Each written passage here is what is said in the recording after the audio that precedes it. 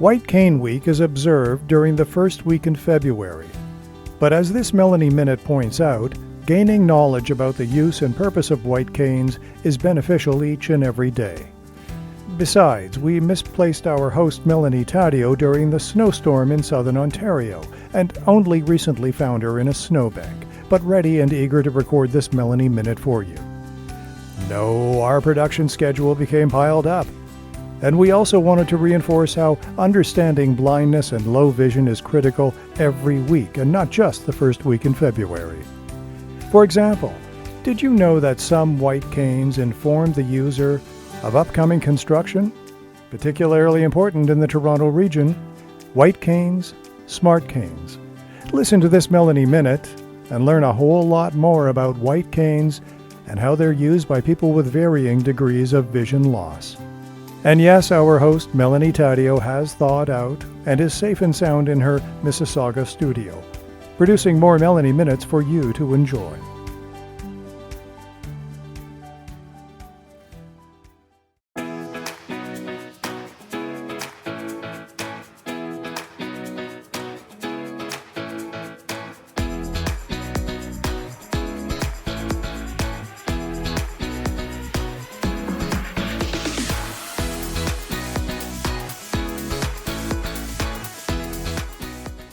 Good day and welcome to another Melanie Minute. Happy White Cane Week. Yes, the first week in February has been designated as White Cane Week. This is an opportunity for us to create awareness about the white cane and also celebrate individuals who are blind and partially sighted. This is a week for us to educate and inform, to share information about what the white cane means, creating awareness, and how people can assist or at least respect the white cane. We know that not everybody understands what the white cane means. I know it's been referred to as a stick, as a cane, as a pole, as many different things. And really, truly, we have to think about the white cane being my eyes. So it detects the different surfaces and what I encounter in the world. So it helps if I'm going on different uneven surfaces to tell me if I'm going from grass to pavement, from snow to ice, if there's a step, if there's a set of staircase, if there's an object or barrier in my way. It really is my eyes. So you figure if you're sighted, you can see what's in front of you. But my white cane helps detect anything on the ground or from the waist down, what's in front of me. It's a safety thing, but it also provides independence and that ability to navigate my world safely. So what not to do with a white cane? Do not grab the white cane from anybody, especially if you think you're trying to help guide them. That is taking away my eyes. That is a danger to yourself and myself. It'll pull me off balance, and it definitely will cause me disorientation. So do never touch somebody's white cane. Similar, if somebody's in a white wheelchair, you would never touch their wheelchair. Never get in front of somebody with a white cane to trip them up with that white cane. And also, you can know that this indicates that somebody is visually impaired or partially sighted or blind. And you could ask a simple question: how may I assist you? Or how can I best support you? Or do you need help? You never assume that somebody with a white cane needs help, because we're trained in orientation and mobility and we use our independence very well to get where we need to go. Also, another good important thing to know is somebody using a white cane does not mean they're completely blind. Actually, very few people utilizing a white cane are totally blind. They probably have some partial sight. Could be shapes or light and dark.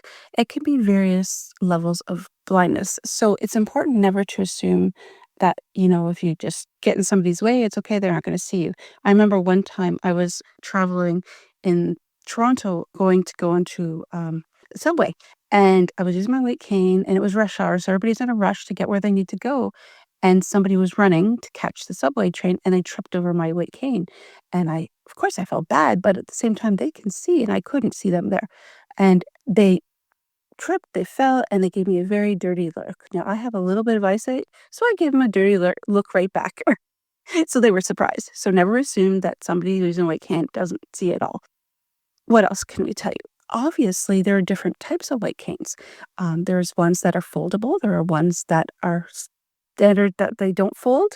Some have a hook at the end. Others have a string where people can wrap it around their wrist.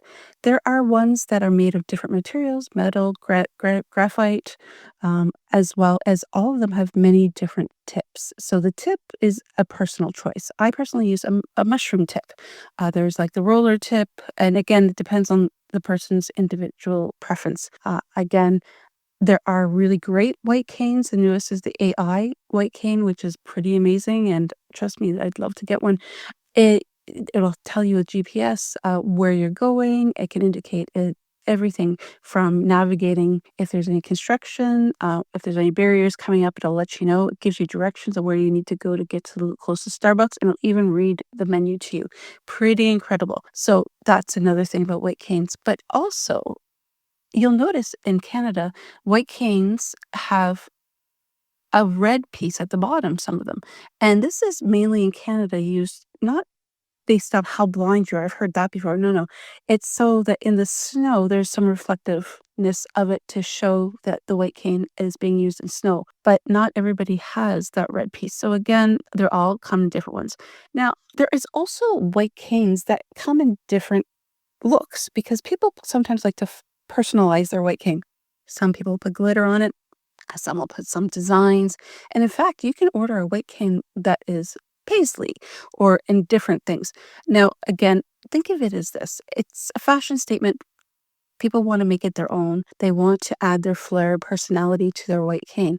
But at the end of the day, the white cane is an indication to help identify somebody with low vision, partially sighted, or who is blind. And again, this is a piece of us, an extension of us, that helps us navigate the world, provide independence, and also confidence. This is a big thing.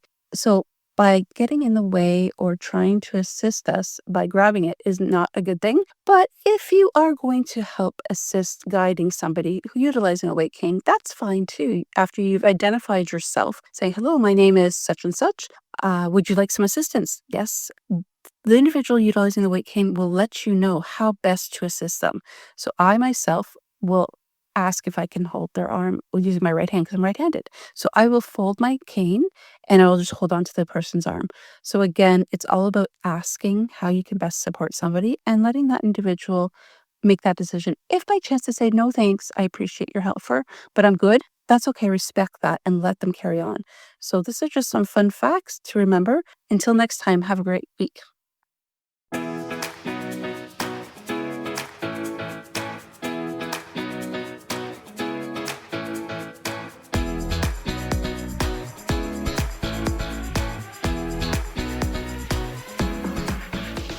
You have been listening to Connect for Life, the podcast. Connect for Life is a Canadian-based registered charity committed to eliminating barriers for people with disabilities. Visit connectforlife.ca and join us in helping people with disabilities become the champions of their growth stories.